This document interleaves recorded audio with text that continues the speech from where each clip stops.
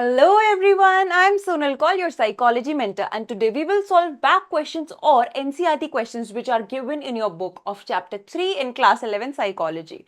So let's get started. तो पहला question देखो. What is development? ठीक है.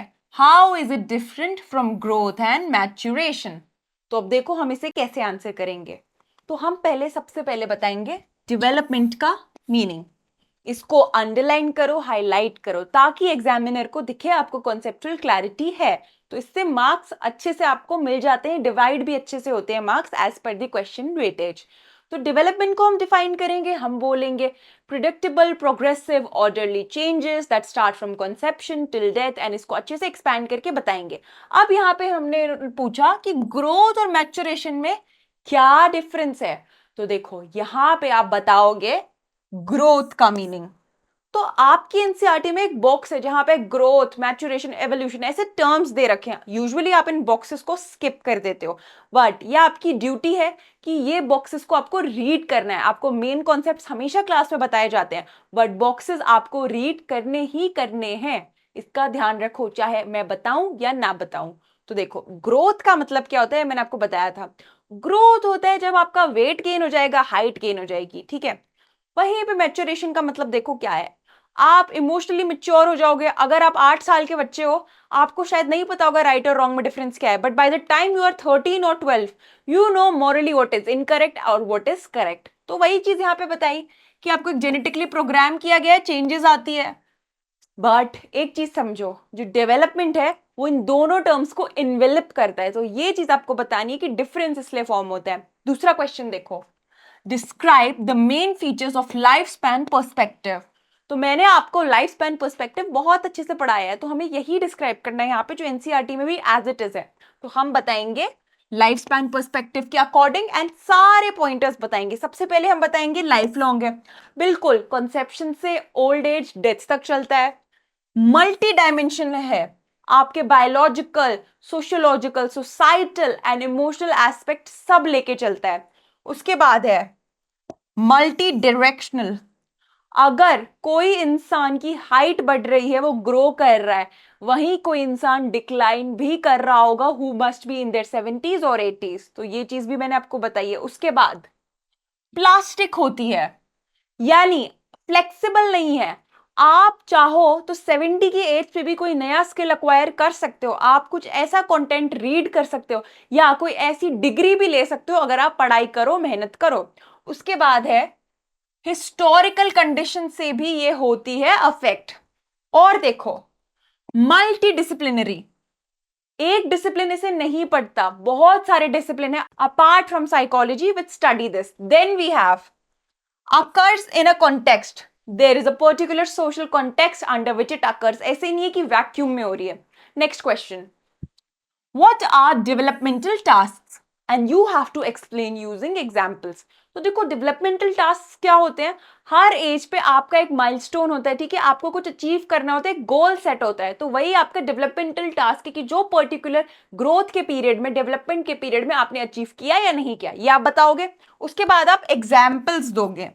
तो आप बोलोगे you learn to walk and talk in infancy, ठीक है. फिर आपको मॉरल डेवलपमेंट भी आ जाती है by the time you become an adolescent, ठीक है. उसके बाद आपको identity formation in selecting a career आ जाता है when you become a proper adult. ये एडोलेसेंस में भी होता है, बट आई वुड प्रेफर कि आप अडल्टहुड लिखो.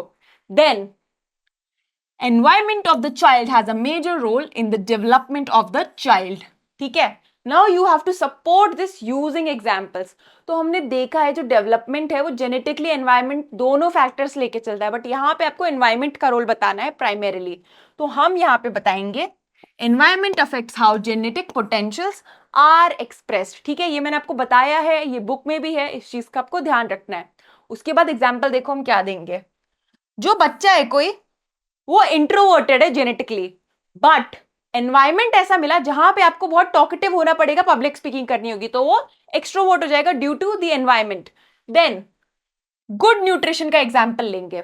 तो देखो, जब गुड न्यूट्रिशन की बात है, हम एक ऐसे बच्चे का एग्जाम्पल लेंगे जिसे बहुत अच्छा एनवायरमेंट मिला, बहुत अच्छा नरिशिंग एनवायरमेंट मिला, जहां पे न्यूट्रिशन अच्छा मिला और उसको ऐसी एक्टिविटीज करवाई फिजिकली जहां से उसकी हाइट एंड वेट हमेशा बैलेंस्ड रहे, बट उसके जो शॉर्ट हाइट के जीन्स थे वो ओवरकम नहीं हुए, वो टॉल नहीं हुआ, वो एवरेज से ज्यादा लंबा नहीं हो सकता, ये बता दोगे आप।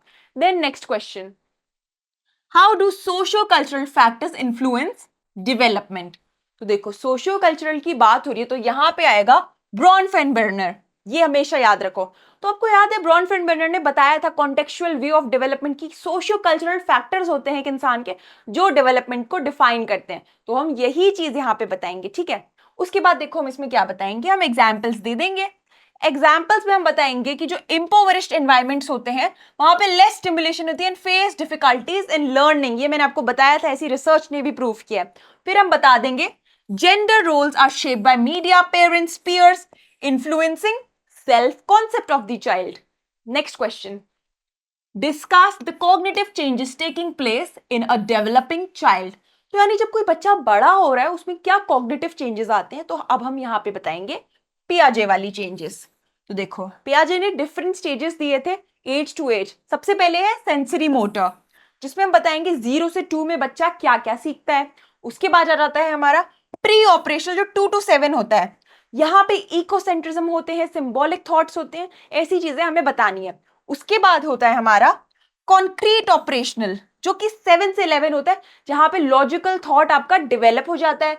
And then finally formal operational, जो कि 11 से 15 तक, यानी जो एडोलेसेंट ईयर्स होते हैं, जब प्यूबर्टी आती है, यहाँ पे क्या होता है, आपको एब्स्ट्रैक्ट थिंकिंग आती है एंड आइडियलिस्टिक थिंकिंग आती है, और जो आपकी कॉग्निटिव एबिलिटीज है वो ग्रो करती है with age. Next question, attachment bonds formed in childhood years have long term effects.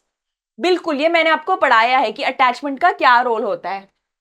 Explain taking examples from daily life. तो देखो, अब हम बताएंगे यहाँ पे अटैचमेंट क्या है। It is close emotional bond with care givers, ठीक है। उसके बाद हम सिक्योर अटैचमेंट का एग्जाम्पल देंगे। याद करो Harlow and trust versus mistrust of Erik Erikson में मैंने आपको ये चीज समझाई है।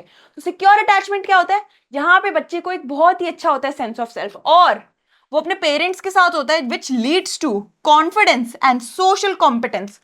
इसी का ऑपोजिट होगा अनसिक्योर अटैचमेंट, जहां पे फियर ऑफ अबैंडनमेंट होगा, और यहाँ पे एंजाइटी होती है एंड फियर होता है रिलेशनशिप्स में कि अरे मुझे कोई अबैंडन कर देगा। एग्जाम्पल में आप बताओगे हार्लो और एरिक एरिक्सन, ठीक है। Next we have what is adolescence, explain the concept of egocentrism. तो ये भी हमने बहुत अच्छे से पढ़ा है, तो अब हम ये बताएंगे। सबसे पहले हम बताएंगे एडोलेसेंस को हाईलाइट करेंगे, फिर बताएंगे ट्रांजिशनल फेज होता है चाइल्डहुड से, जब आप एक यंग एडल्ट बन ही रहे होते हो, प्यूबर्टी आती है।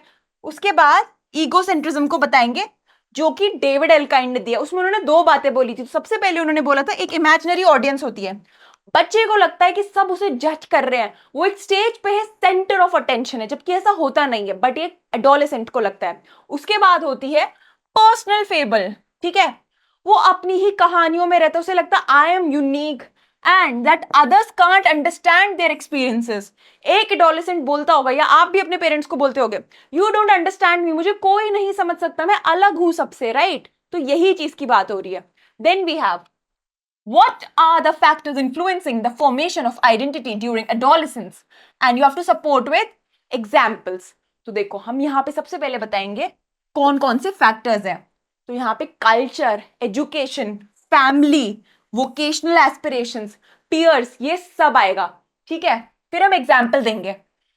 एडोलेसेंट्स जो होते हैं ना, खासकर आप लोग जो बच्चे होगे, आप कंपेयर करते होगे, वो पतला है, पतली है, अरे वो मस्कुलर है, मस्कुलर नहीं है, उसकी हाइट ज्यादा है, उसकी हाइट कम है, मेरी कम है, ये सब आप सोचते हो। तो यही चीजें बतानी है। Career counselling, social acceptance and conflict resolution shape your identity, ये तो बताना ही बताना है आपको, कि जब तक ये चीजें नहीं होगी तो रिजॉल्व कहां से होगा, तो दिमाग में जो भी आता है।